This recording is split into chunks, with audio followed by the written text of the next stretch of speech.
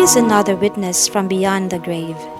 History avers that when Saint Francis Xavier was at Kongozima in Japan, he performed a great number of miracles, of which the most celebrated was the resurrection of a maiden of noble birth. The young damsel died in the flower of her age, and her father, who loved her dearly, believed he would become crazy.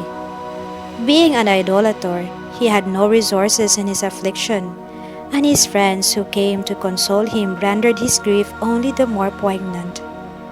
Two neophytes, that means newly converted Christians, who came to see him before the funeral of her whom he mourned day and night, advised him to seek help from the holy man, who was doing such great things, and demand from him with confidence the life of his daughter. The pagan, persuaded by the neophytes that nothing was impossible to the European boons holy man, and beginning to hope against all human appearances, as is usual with the afflicted, who readily believe whatever comforts them, went to Father Francis, fell at his feet, and with tears in his eyes entreated him to bring to life again his only daughter, whom he had just lost, adding that it would be to give life to himself.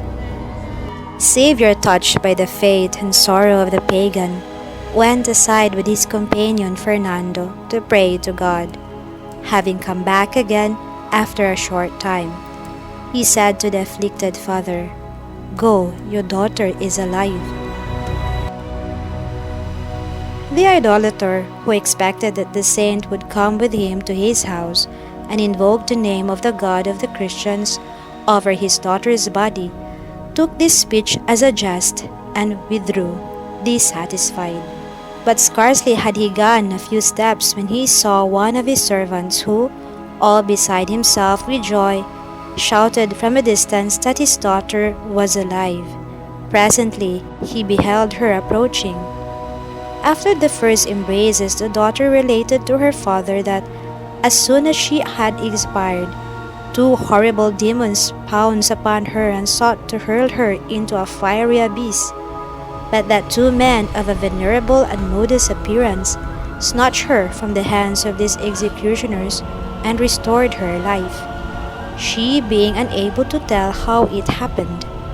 The Japanese understood who were these two men of whom his daughter spoke, and he led her directly to Xavier to return him such thanks as so great a favor deserved. She no sooner saw the saint with his companion Fernando than she exclaimed, "There are my two deliverers!" And that same time, the daughter and the father demanded baptism.